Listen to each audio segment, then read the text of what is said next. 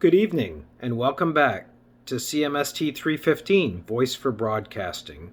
And if I was to ask you what the difference is between a communicator and an announcer and a communicator, what would you say? Is one broader than the other? Is one more specific?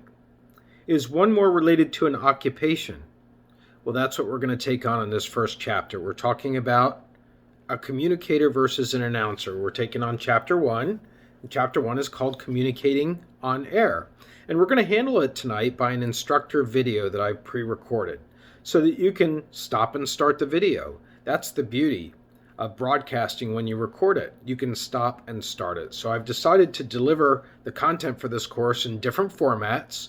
And tonight I'm trying a format of an instructor video. So what we're going to do tonight is we're going to have you watch the rest of this instructor video, and then I'm going to get into tonight's assignment, which is a PSA, a public service announcement. You are going to be completing this assignment tonight in class. So the majority of what you will be working on will be this PSA tonight. But you will actually be turning in 3 things into the Dropbox by 9:45 p.m., the end of class. The first thing you'll be turning in is your media plan. That's the first document, and it's actually what you work on before you create your PSA in this case, or any media content. You have to know what your media plan is. So you'll be turning in a media plan tonight in the Dropbox by 9:45 p.m. You will also be turning in a script for your PSA, your public service announcement, and you will be turning in the PSA itself.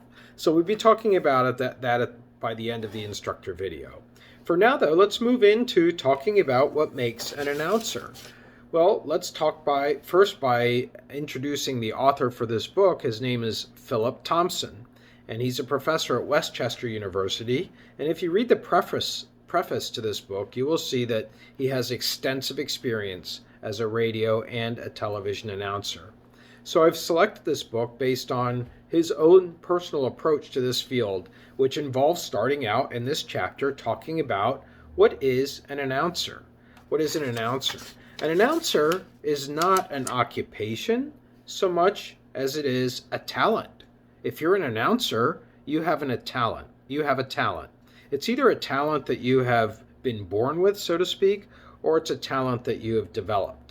I mean, this is the case for so many athletes who go into broadcasting after they finish their NFL career, their NBA career, their hockey career, their baseball career. They have a natural talent for announcing. Somebody like Tony Romo, he never trained to be an announcer, but he's an excellent announcer. But that doesn't mean that announcers are also not cultivated, that announcers are also not schooled. They are, and that's why you're in a class like this. So a person who is an announcer is a professional who practices vocally communicating through technology. That's what an announcer is. It's a professional who practices vocally communicating by vocals using technology. So what kind of technologies are announcers using? They're using audio and they're using video technology. In this class, much of what we're focusing on in the beginning to build those building blocks for your vocal announcing is audio technology. That's what we'll be working with, but we'll be getting around to television technology and video technology towards the latter part of the class. So what kind of occupations do we have where you have announcing going on? There are various announcing occupations. So one occupation is as a broadcast journalist. That's a course that we actually have here at ESU called Broadcast Journalism, as well as an occupation. If you're a broadcast journalist, you're a person who's a news person. Increasingly, broadcast journalists are referred to today as multimedia journalists. Multimedia journalists, especially in television, because when those kinds of journalists go out into the field, let's say it's to cover a car accident, they're not going out with a camera person anymore. They're taking all of the equipment themselves, their video recording equipment, and they're also going to be coming back to the studio and then editing the content that they've both recorded and that they're putting their own voice onto. So a broadcast journalist increasingly today, because the technology has gotten so much smaller and more mobile, the ability to record on a television, for example, versus a 40-pound camera that you have to lug around on your shoulder, today broadcast journalists increasingly are multimedia specialists. They're doing the lighting when they're on the scene, they're doing the script writing, they're doing the interviewing, they're doing the camera recording or the microphone recording, and then they're doing the editing. And then they're doing the delivery of the content live. So that's a broadcast journalist. Broadcast journalists need to be excellent writers, really precise writers with a keen eye for proofreading, and writers who know the English language so that they can express themselves adequately. So that's one announcing occupation. A second announcing occupation is a meteorologist or a weather person. Most of the meteorologists in Pennsylvania who work for broadcasters have come through the Penn State program, the Penn State Meteorology Program. It's a scientific degree. Broadcast meteorologists have to have special talents which include ad-libbing. They have to ad-lib. They're not working from a script so much as other announcers are working from. They're working from notes, and they're also using something called a green screen. A green screen is a blank background that they stand in front of. It's green, but what you see on the television screen is different because the green screen allows images from outside like weather maps or shots of rain or shots of snow falling to be superimposed onto that green screen so that the meteorologist in the television world is standing in front of that green screen, and behind them are the shots of the weather map, the front that's coming rolling through, temperature readings. That's what the green screen is for. And so a broadcast meteorologist needs to be able to interact with it and speak ad lib. When you're speaking ad lib, you're speaking from your mind. You're supposed to be able to trot out your ideas in a smooth fashion as a person who's really good at ad libbing because you don't have a script.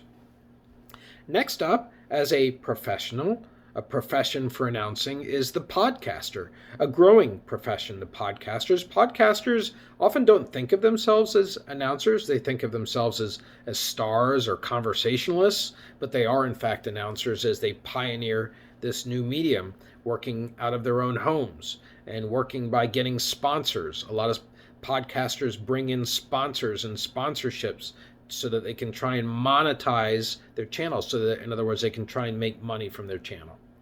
Yet another announcer is a radio announcer, also known as radio personalities, also known as disc jockeys. You know what a jockey is, sits on a horse and guides a horse, right? That's what a disc jockey, that's where a disc jockey comes from in radio, a person who sits in a radio studio and rides the turntables and rides the CDs and rides the cloud.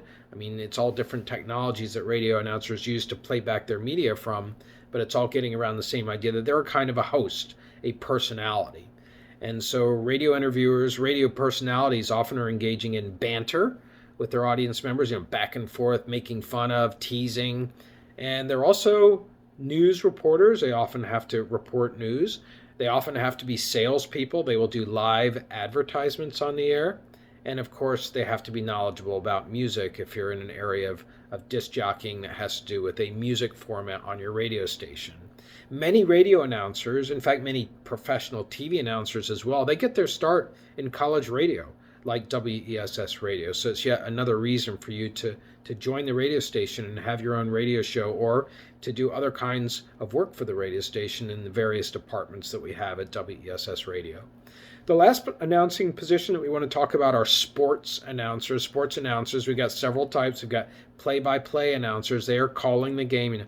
This is what down it is. This is what inning it is. This is how many outs there are. That's play-by-play. And then you also have color announcers, and usually they work in teams. And the color announcer is trying to fill in the details. Okay, this person is just coming back from an injury. This person was traded here just last week. This person has been working on this new strategy with a coach. That's color commentating, filling in some of the more interesting narratives about the players. You also have sideline reporters. Those are reporters who go down onto the field and try and get interviews with coaches and report from the sidelines on what the strategy is at halftime or after the second period for hockey. So this is another position in sports reporting, as sideline reporters. And finally, you have anchors behind the sports desk. The ESPN set up behind the sports desk. And you have anchors who are delivering news about sports and then going to sports reporters reporting from the field as well. All right, so that gets across the occupation of announcing, but we've already said that it really is more about a talent. And that talent is what you're going to be working on tonight and throughout the course. But we haven't yet distinguished what makes an announcer a communicator, because good announcers are good communicators. So what is the difference between an announcer and a communicator? Well, the differences are three. Communication is focusing on three areas that are broader areas and have more depth to them than just strictly the technical skill of announcing. Communicators, in other words, are much more than just announcers. Communicators, first of all, share meaning. They're able to share meaning. And the author, Philip Thompson, talks about three kinds of meaning that an announcer can share. One is the verbal domain, three domains, I should say, three kinds, three domains. One is the verbal domain, and you can share meaning by choosing words. If I call somebody obstreperous, and I say it just like that, hopefully you'll want to know what that word means, because I'm assuming you don't already know what it means. And so I said obstreperous. I said it in a way like that because I want to impart some meaning to those words. Obstreperous is somebody who's obnoxious. And I tried to get that across in the way that I hit the syllables in those words. So that's one area that announcers who are good communicators are sharing meaning. It's in that sharing meaning domain. Next up, what makes a communicator versus an announcer is communicators send messages. They send messages that break down into three components of a communication model, which many of you, most of you, all of you should have had in a CMST 111 course, Intro to Communication. You know that model of communication. It shows how messages are sent. You have a source, also known as a sender. You have a receiver, also known as an audience. You have a medium, a telephone, a radio microphone, a television camera, and you have a message. You have the content that is delivered by that medium. So announcers who are communicators, they're not just simply perfecting a technique of delivering information, they're also sending messages. It's a second dimension that makes communicators different from announcers. And finally, communicators shape culture. Communicators shape culture. When did it become the automatic way that soccer games are called for when a goal is scored and the announcer goes, "Goal!" until their breath runs out? When did that become a norm? When did it become, in other words, part of the soccer culture? You know that call, right? Even if you're not a soccer fan, you've probably heard it. And this is what announcers do. They create culture because culture is a way of living. And that includes celebrating sports achievements like a goal. But culture is, of course, much broader and encompasses many more dimensions than just sports. It has to do with what we eat and what we wear and how we think about things like politics and elections and climate change and fracking and people who are in need of food during the coronaviruses. Our culture is shaped by none other than media, and in particular announcers who are communicators. So that's our first chapter wrapped up in a nutshell for tonight. And now I'm going to move on to your assignment, which is what you're going to be working on very shortly. So this assignment is called a PSA, or public service announcement. A PSA is one of the most basic areas of content that you will be involved in as a radio or television content producer. A public service announcement helps keep the public informed about nonprofit initiatives, about nonprofit organizations, about nonprofit movements. That's what a PSA is about. It's anything other than commercial broadcasting in essence. It's not trying to sell something. It's trying to let people know about a service or a movement or an organization or a behavior which is going to benefit the rest of society. And so I'm asking you to create a PSA in tonight's class. You're going to be turning it in by 9:45 p.m. If you look on D2L, you can see several documents that are going to help you create this assignment. The first document is the PSA assignment. You can find it under the Content tab on D2L, and you can find it under Assignments. So Content tab, then Assignments, and you'll find this assignment, the PSA assignment, and it's going to be 30 seconds. you're going to record a 30-second PSA. You're going to use either Audacity, which is the program that I asked you to acquaint yourself with in between last week and this week. You're either going to use Audacity if you have a non-Apple phone, or you're going to use GarageBand if you have an Apple phone, GarageBand, which I also asked you to acquaint yourself with. Or you can use any audio production software that you already know how to use. So just in case we didn't formally define what a PSA is, it's listed for you here on the handout. It's a message that provides information to your targeted listeners about a nonprofit agency, organization, or cause, like Black Lives Matter, for example, or the Me Too movement. Your PSA must be original. I don't want you to create a PSA that's already out there, so think originally, all right? What bothers you about society that you would like to change? Do you want people to return shopping carts to the grocery store, for example? That's an original PSA. Now, the specific requirements for the PSA are you must use your voice, and you must use music in your PSA. Ideally, you're going to start with music in your PSA, then you're going to bring that music down under as your voice comes in. So the music is down here, your voice is here. Then your voice is going to deliver the PSA, and then at the end the voice is going to stop, and the PSA volume of the music is going to come back out and finish out.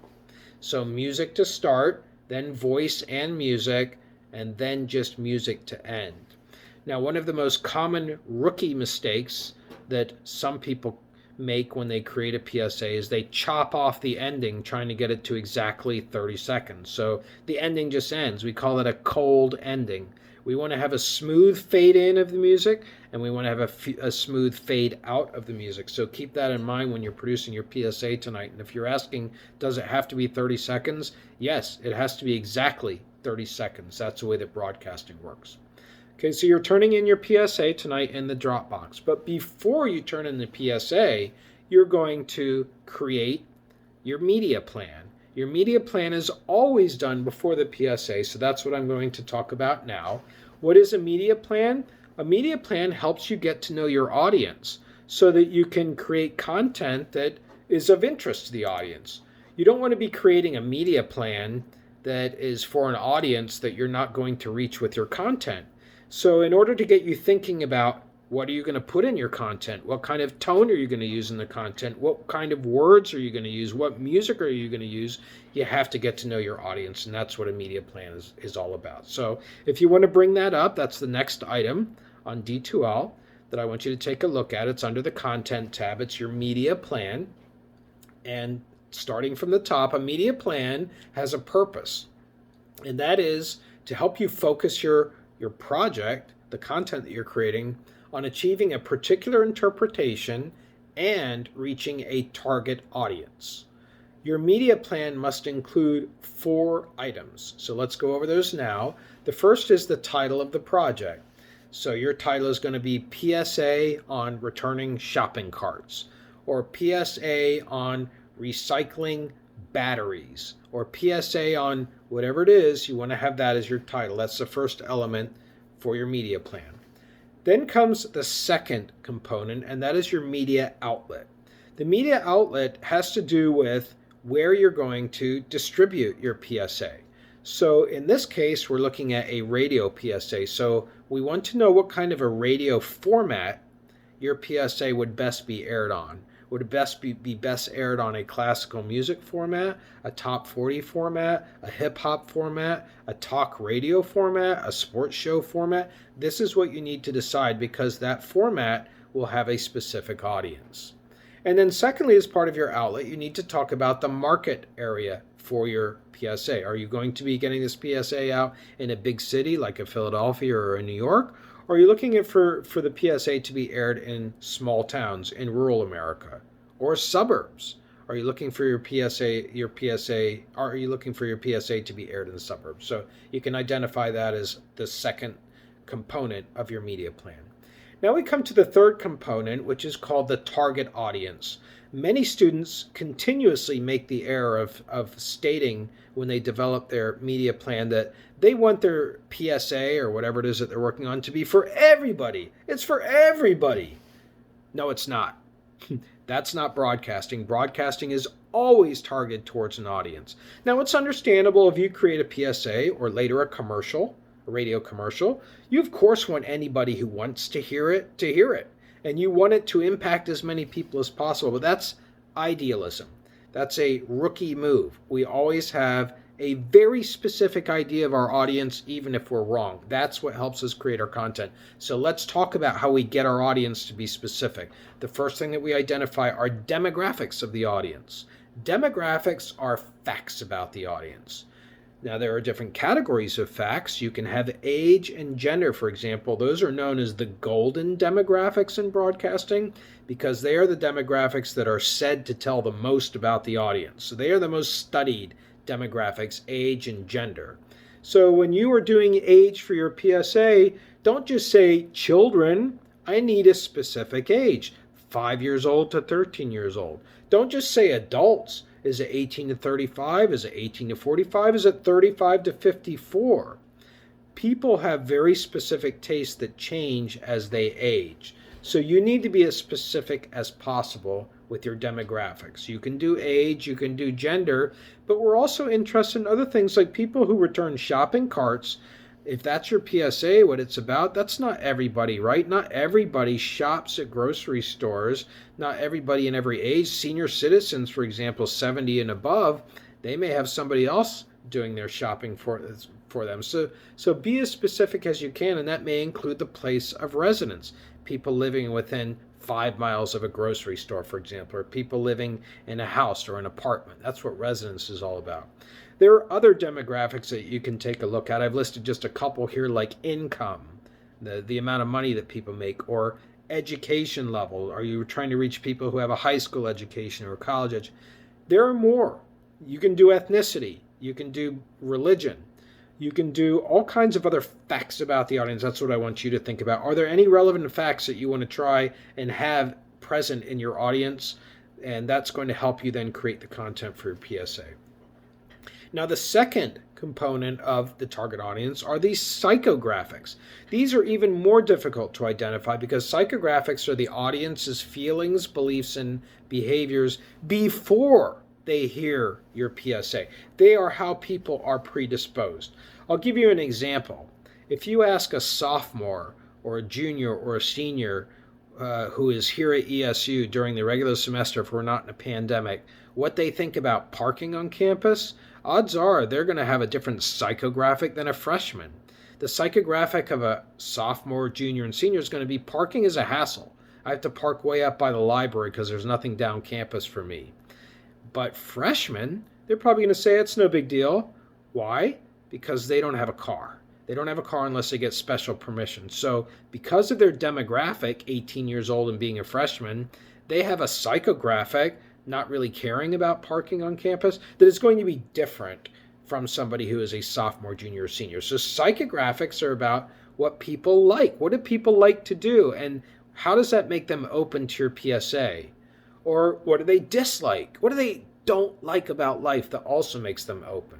What are they fed up with? What are they excited about? What do they like to spend their time doing? That's what psychographics are about. And that's where I want you to really spend a lot of time thinking tonight as you develop your media plan before you go to record your PSA. And then finally, the media plan must contain what we call a hook. A hook is how your project is going to grab the listener's attention, because the average listener is thinking about other things. They might be in a car driving, wondering how long is it going to take to get home because there's a traffic jam ahead. They may be thinking about, I'm supposed to pick up dinner and bring it home to whoever I'm coming to. They may be thinking that, oh, geez, it looks like I'm running out of gas. I got to start looking for a gas station. A listener's mind, and those are all examples of being in a car, is going in all kinds of different places. And there's lots of competition for the attention of listeners, not just from radio or from a phone that's ringing or from a billboard, but all kinds of other media that are present in their lives. So you've got to grab their attention. You've got to hook them, like you're fishing. You got to set that hook. So the hook is explaining what it is about the very first thing you do in your PSA that's going to hook your audience. What is it? How is it going to be really riveting to them? What is it about that? So make sure you spend time talking about how what you do at the very beginning of your PSA is a hook. Okay, so you can look at the example that I gave you of your media plan data. I've given you an example on the same handout. I've also given an example of the next item that you have to turn in, the third item with your PSA tonight. You've got your PSA that's due, you've got your media plan that's due, which you create before your PSA, and then thirdly, you have to turn in a script. So your script is going to be that written portion that you announce from. So you're writing your script, you're doing your media plan before you record your PSA tonight, and the script should be following those broadcast journalism rules that you learned in CMS T229, or if you took it last year. Those are rules about how to end your script, so you end with 3 number signs. Those rules also govern how you write numbers in your script. They also govern other rules, so I encourage you to revisit your broadcast journalism notes before you create your script for tonight's project. And that is then going to leave you with tonight's assignment wrapped up in an instructor video. Good luck, and I look forward to hearing the results.